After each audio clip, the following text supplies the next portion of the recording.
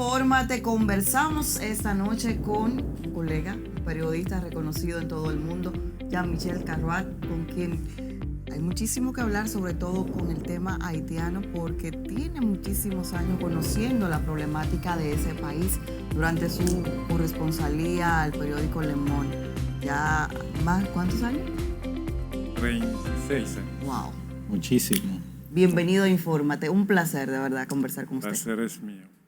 Bueno, la situación haitiana obliga a esta conversación y Haití es como un misterio. No sabemos qué podemos esperar de la política haitiana. Es impredecible para los estudiosos y mucho más para los que vemos el tema con ligera curiosidad de vez en cuando ocurren sucesos como el magnicidio del presidente Jovenel Moïse. Ante este panorama, ¿cuáles posibilidades reales hay en Haití hoy de que el gobierno de Ariel Henry pueda realmente comenzar a encaminar unas elecciones hasta en septiembre, que es el pedido que hace Estados Unidos?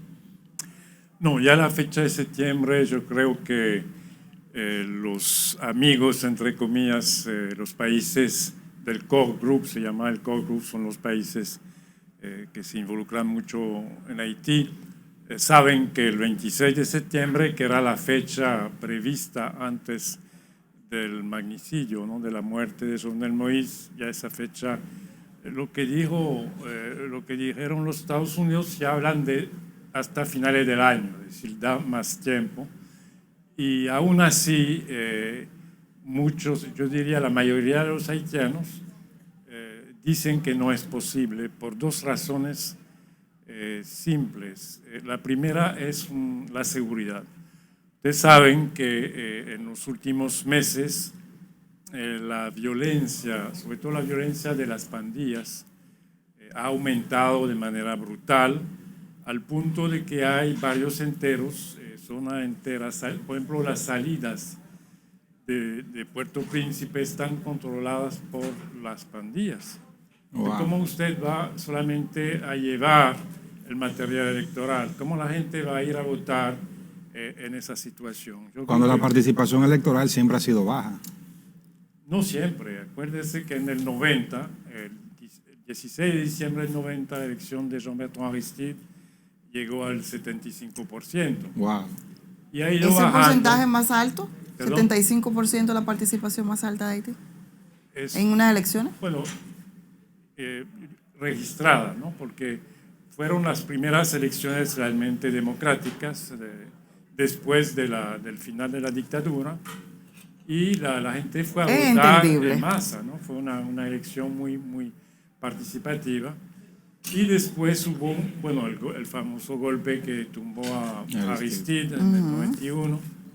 Y después hemos visto un movimiento de reducción de la participación, aunque Préval fue bien elegido, tuvo una participación bastante, René Préval, pero la elección, yo creo que para entender lo que está sucediendo hoy en día en Haití hay que volver al terremoto y a la elección de Michel Martelly a finales del 2010 y principios del 2011. ¿Por qué?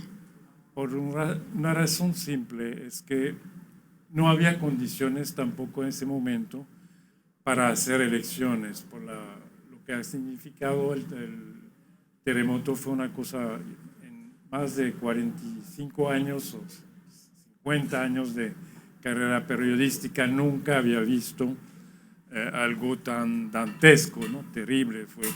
Yo llegué al día siguiente tempranito y eso era, bueno, imagínense, más de 200,000 muertos. Devastador. Más de 500,000 de personas desplazadas que vivieron durante meses y años en campamento de fortuna, en cualquier sitio. La gente había perdido sus documentos, bueno, todo, ¿no? Tuve la oportunidad de llegar al tercer día también a hacer cobertura. Bueno, usted ha visto lo que algo sumamente... En esas condiciones, por presión de la comunidad internacional, se organizaron las elecciones del 2010, de diciembre. ¿Y qué pasó? Que llegó en primer lugar, en la primera vuelta, la señora Miralón Maniga, la viuda de Leslie Manigá, que había sido presidente. Presidente. Y en segundo lugar estaba un señor llamado Jules Celestin, quien era el candidato de René Préval, del presidente saliente.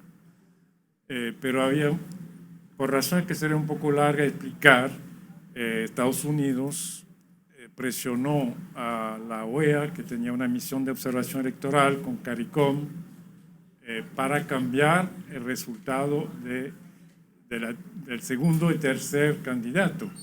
En lugar de Jules Celestin puso a Martelly, Michel Martelly. Y entonces la gente sencillamente dijo, bueno, si los gringos quieren poner a Martelly de presidente, no vamos a votar. La gente no fue a votar. Okay. Y ahí empezó la reducción drástica de la participación electoral, que en el caso de Michel Martelly fue menos de un 20%, y Jovenel también ganó en un proceso electoral muy caótico, con 18% de participación electoral, es decir, una legitimidad muy débil. Sí. Y hay que volver también al hecho de que Michel Martelly era conocido como un cantante bastante vulgar, que enseñaba el trasero durante los conciertos. Eso era la imagen, ¿no?, que tenía Michel Martelly. Generaba mayor de confianza. Además de ser muy ligado al sector neoduvalierista, que había sido excluido de la política haitiana después de la salida de Jean-Claude Duvalier, de la caída de la dictadura. Entonces eso representó para los haitianos, sobre todo el sector democrático, una incomprensión frente a la comunidad internacional. ¿Por qué nos imponen un tipo que no tiene ninguna experiencia política, que es un cantante de compás muy vulgar, que no tiene... que además está ligado al sector neoduvalierista? Eso, por ejemplo, él no tenía partido, entonces se inventó a la carrera un partido. ¿Sabe cómo lo llamó su partido? El Parti Haïtien Tête Calée, que quiere decir el Partido Haitiano de los Calvos. El partido de Moïse. Es el mismo partido de Moïse. Es el mismo partido de Martelly. Moïse es una criatura de Michel Martelly. O sea, el que no conoce esa historia no va a entender, ¿no?, la resistencia que hay frente a lo que está pasando. Por ejemplo, este domingo vimos ya finalmente que fue el funeral, de manera formal, del presidente Jovenel Moïse. Más de una semana ya de ese magnicidio, sin embargo, no vemos ninguna luz de qué realmente, de dónde vino realmente este plan macabro. O sea, hay muchos blancos, incluyendo a la primera dama. Claro, claro, ¿no? Y hay, yo diría, mucha inconsistencia, en las versiones oficiales, que, por ejemplo, esa historia de los colombianos, de los sicarios mercenarios colombianos. Explícame cómo se contrata a un sicario para matar a un presidente, y el sicario en camino se va a parar en Santo Domingo a hacerse foto frente al Palacio Nacional, al Faro a Colón, dejar un rastro por todos lados y poner esa foto en Facebook o en las redes sociales. Eso me parece totalmente absurdo, ¿no? Segundo, mercenarios, sicarios, y no tiene plan de salida, es decir, no había ningún plan de salida para esos mercenarios después de haber matado, si son ellos, el presidente. Tercero, la residencia de Jovenel Moïse está en una zona arriba de Pétionville, del suburbio de los ricos haitianos, una zona donde hace más fresco que abajo en Puerto Príncipe. Y hay una carretera principal que sube de Pétionville hacia La Boule, y después hay como cul-de-sac, ¿no? Hay caminos sin salida, con esas casas millonarias. La casa de la residencia de Jovenel Moïse tenía 3 anillos de seguridad. Uno a la entrada del cul-de-sac, otro anillo frente al portal, a la entrada del terreno, del solar, y un tercer anillo dentro de la misma casa. Explícame cómo un comando, aún bien entrenado, pudo entrar sin que haya ni un herido en los No, guardias, eso es también increíble. Es muy evidente. Eso es muy increíble. Es decir, hasta el momento hay 3 policías involucrados, pero el fiscal que está encargado del caso no ha podido hablar con ellos. El jefe de seguridad de Jovenel Moïse, el señor Dimitri Erard, está aislado por la misma policía para que no podía hablar con las autoridades judiciales. Es decir, evidentemente no quieren que una serie de detalles. Otro tema muy importante para entender lo que ha sucedido es que había una división en el mismo partido Tête-Calais, de Lo Calvo, para la sucesión, para la elección que se iba a hacer el 26 de septiembre. Michel Martelly quería volver y todo indica, inclusive conocimiento público, que Jovenel Moïse no estaba de acuerdo con el retorno. Había un problema entre ambos. Y eso también podría ser, inclusive se ha hablado de tumbe, de negocio turbio que pudo haber. Es decir, hay varias hipótesis. Yo creo que por el momento no se sabe. Sí, la hipótesis del expresidente Fernández, por ejemplo, es que pudo haber sido incluso algo personal, más que un tema político. Lo que sí aparece claramente es que fue, bueno, le sacaron un ojo, le pusieron 2 tiros en los pezones. Es decir, hubo una voluntad realmente de dar un mensaje, ¿no? de violencia. Inclusive se habla de tortura, eso no está bien claro, pero no fue solamente un tiro en la cabeza o 2 tiros fue una ejecución mandando un mensaje, eso está claro. Hemos visto una nación, todos conocemos lo que ha sido históricamente Haití, prácticamente un estado fallido. Luego de aquel terremoto que destruyó por completo ese país, todavía se ha hecho casi imposible reactivarse. Y sucesos como estos vuelven a una posición de inicio a ese país. ¿Qué le espera a ellos? O sea, no vemos posibilidad de una persona que diga, puede surgir como un líder que comience a recomponer esa nación de alguna forma, a unir sectores para ver cómo comienzan a caminar.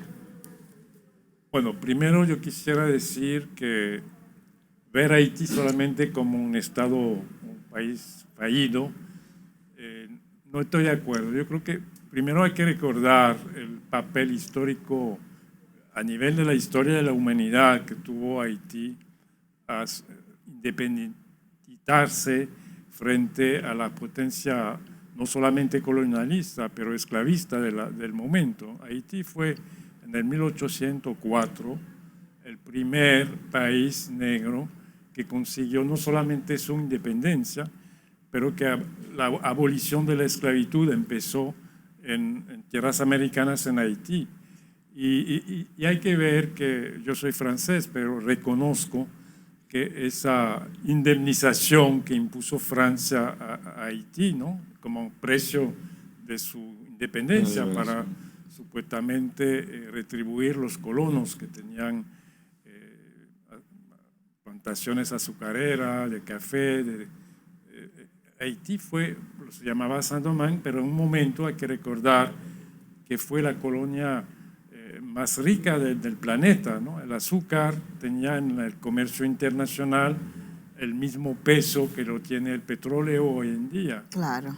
Y Haití, Saint-Domingue en ese momento, representaba la 3/4 parte del comercio internacional, la metrópolis en Francia. Es decir, era una colonia muy rica, al punto de que Napoleón Bonaparte organizó una flota que era la más grande que se había organizado hasta el momento para tratar de reconquistar a Saint-Domingue, a Haití, después de la independencia de 1804. Y Francia vendió lo que se llamaba la Luisiana, que era una 1/3 parte de lo que son Estados Unidos hoy en día, para financiar esa flota, ¿no? Para tratar de reconquistar. Por eso yo digo que hay que ver la historia de Haití en perspectiva histórica. Sí, porque es una de las democracias más viejas que tenemos. Pero hay algunos que entienden que por ese mismo hecho es que no ha logrado seguir la evolución. Claro. Sí, en ese mismo punto, antes de que le dé respuesta, lo que no logramos entender muchos es porque en América, Centroamérica, en el Caribe, hemos tenido dictaduras, hemos tenido crisis, hemos tenido desastres naturales también. Sin embargo, unos más lentos que otros, pero estos países han podido ir avanzando y han podido ir superando eso, con instituciones débiles, pero con instituciones. ¿Por qué Haití ni en un lado ni en otro? Bueno, yo creo que ningún país de la región, por lo menos, ha tenido un terremoto como el terremoto de Haití en 2010. Yo diría, y eso es importante también, en el 2009 Haití iba mucho mejor, iba en buen camino. Al final del periodo de Préval ya había mucho más seguridad, ya los inversionistas volvían a Haití. Inclusive en ese momento el expresidente de Estados Unidos, Bill Clinton, había sido nombrado enviado especial del secretario general de Naciones Unidas para Haití, era su trabajo. Y yo me acuerdo en ese momento que yo viajaba con frecuencia a Haití, hubo varias misiones de inversionistas, de empresas importantes, tanto de Estados Unidos como de Corea, como una zona industrial en Caracol, en el norte. Es decir, había una serie, y vino el terremoto que acabó con todo. El terremoto fue terrible, no solamente por la destrucción, la cantidad de muertos, pero acuérdense que ese terremoto se hizo como a las 5 de la tarde. Sí. Es decir, todos los cuadros del Estado haitiano, los altos funcionarios, estaban en su oficina y la mayoría murieron. Sencillamente. El Estado haitiano se quedó prácticamente sin cuadros y fue ahí cuando la comunidad internacional también tuvo su responsabilidad, porque se anunció que se iba a dar $10.000 millones para la reconstrucción. Pero si usted se pone a examinar de manera detallada lo que se hizo con ese dinero, gran parte de ese dinero o no llegó a Haití o llegó para financiar expertos de todo tipo, ONG o empresas de los países donantes, pero realmente el dinero que... Si usted se pone a examinar qué se ha hecho con esos $10.000 millones después del terremoto, se prometieron carreteras. No van a ver, bueno, algunas construcciones que hizo Félix Bautista con mucha corrupción, pero es así, lamentablemente. Uno desde fuera pudiera pensar que Haití es como, bueno, algo que no tiene solución por lo menos a corto plazo, pero también vemos que la comunidad internacional, los organismos multilaterales, cuando hay un asomo de crisis en algún otro país de la región, tienen un papel mucho más activo. Vemos que matan a un presidente y la comunidad internacional se queda con una tranquilidad pasmosa.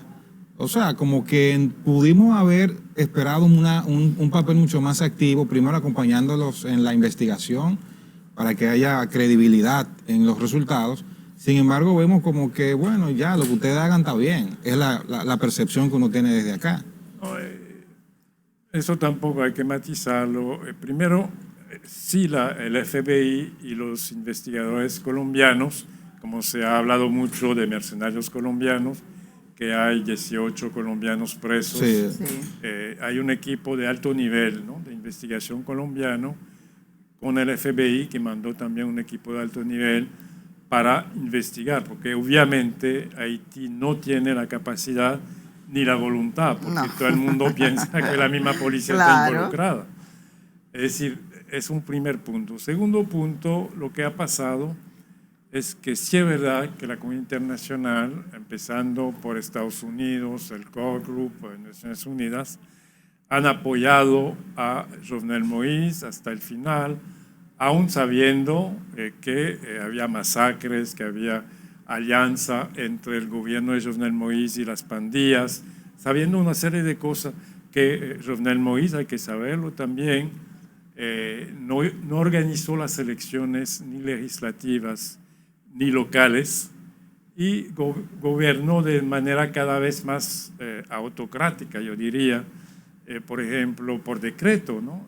Jovenel Moïse se pasó más de un año sin ningún contrapeso legislativo. Jovenel Moïse había escrito con su consejero un proyecto de reforma constitucional que aumentaba de manera importante los poderes del presidente, cosa que la Constitución haitiana del 87, después de la salida de los Duvalier, había moderado precisamente por la experiencia de esa larga dictadura, ¿no? Sí. Y entonces son elementos importantes. Yo creo que la comunidad internacional, eso pasó en Cuba también, en el caso de Estados Unidos, había decidido dejar de lado, no mirar demasiado lo que estaba pasando en Haití o en Cuba. Bueno, el presidente Biden tenía mucho problema que resolver internamente. Tienen su cuota después de responsabilidad. De la locura de Trump, tenía también ese problema muy serio que es la política con China, con Rusia. Y entonces decidió dejar eso de lado, no mirar lo que estaba pasando, y el Caribe le explotó. Sí, de mala manera. Eso es la realidad. Aunque conocen muy bien todo, porque tiene tantos años cubriendo lo que es la situación de Haití, reside en República Dominicana desde hace muchos años. Desde aquí se le acusa de ser pro-haitiano y desde Haití se le acusa de ser pro-dominicano. Usted sabe mucho, ¿no? ¿Cómo se considera usted? No, yo tengo un pasaporte francés, nací en París, cerca de la Tour Eiffel. Y no, la verdad es que yo tengo muchos amigos dominicanos, país donde mis hijos son medio dominicanos, mi esposa es dominicana y francesa también. Y yo tengo muchos amigos haitianos también. Yo he ido, no sé, no calculé la cantidad de veces. Así que realmente lo que yo quisiera, ¿no?, es que haya un mejor entendimiento entre ambos países, ambos pueblos, sobre todo porque no es verdad que se va a cortar el pedazo de isla y que Haití va a volver a África. Eso no va a pasar. Haití no va a desaparecer, y yo creo que, inclusive yo creo que hay que ser positivo. Lo que yo he visto aquí en República Dominicana desde los años 80 es que poco a poco hay un cierto consenso, salvo un grupito nacionalista, pero hay un consenso de que lo que conviene a República Dominicana es que la cosa vaya mejor en Haití, porque Haití es el segundo o el tercer mercado de los productos dominicanos. Es decir, para los comerciantes, para los productores agrícolas de Santiago, toda esa gente quiere vender a Haití. Y yo creo que, mira el asunto del COVID. Usted no va a resolver el problema del COVID en la República Dominicana. Usted puede vacunar el 100% de la población dominicana. Si no hay un esfuerzo para desarrollar la vacunación en Haití, eso no va a resolver el problema de la isla. Claro. Toma el medio ambiente. La República Dominicana vive largamente el turismo. Si la isla continúa a no ver que hay que luchar contra esos plásticos que dañan las playas, que dañan los ríos, y eso no puede ser un esfuerzo solamente dominicano. Mira el problema del agua, ese problema que hubo en el masacre. Hay una necesidad de cooperación y de enfrentar esos problemas que son vitales, ¿no?, para la isla, de manera conjunta, si no, no se van a resolver. ¿Y qué tan conscientes estamos entonces, ya no el liderazgo político, sino los sectores fácticos de la República Dominicana, de esa realidad?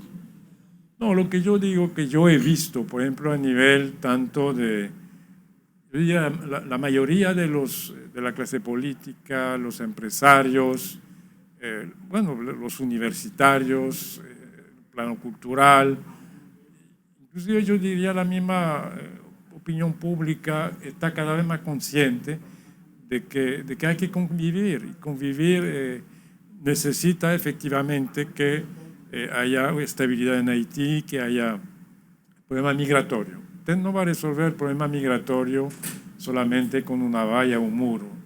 Usted lo sabe. La única manera de de resolver ese problema migratorio es desarrollar empleos en Haití, porque los haitianos quieren irse de su país, sencillamente porque no tienen posibilidad de vivir, de comer, de trabajar. Y lo más fácil es cruzar la frontera hacia Dominicana. Así es. Bueno, aunque ya no está, se nos acabó el tiempo. Aunque ya no está siendo corresponsal de Le Monde, imagino que en esta circunstancia le llaman de todo el mundo por su conocimiento. Sí, no, claro, que cuando pasa algo en Haití, en América Central, Caribe en general, que fue mi territorio de trabajo, lo sigue siendo. Yo estoy tengo 2 libros en camino y trabajando para televisión, miniseries, cosas así, pero cuando pasa algo así yo no puedo rechazar su invitación, aunque me quita tiempo para otra cosa. Muchísimas gracias por gracias acompañarnos. y ojalá que podamos tener la oportunidad de volver a conversar con usted cuando esté cerca la fecha de las próximas elecciones en Haití. Sí. Sea al fin de año, Vamos sea el a año ver. que viene, sea dentro de 2 años, cuando sea. Lo tendremos. Vamos a ver. Gracias Un por su placer. tiempo. Señores, vamos a una pausa. Al regreso todavía hay más en Infórmate.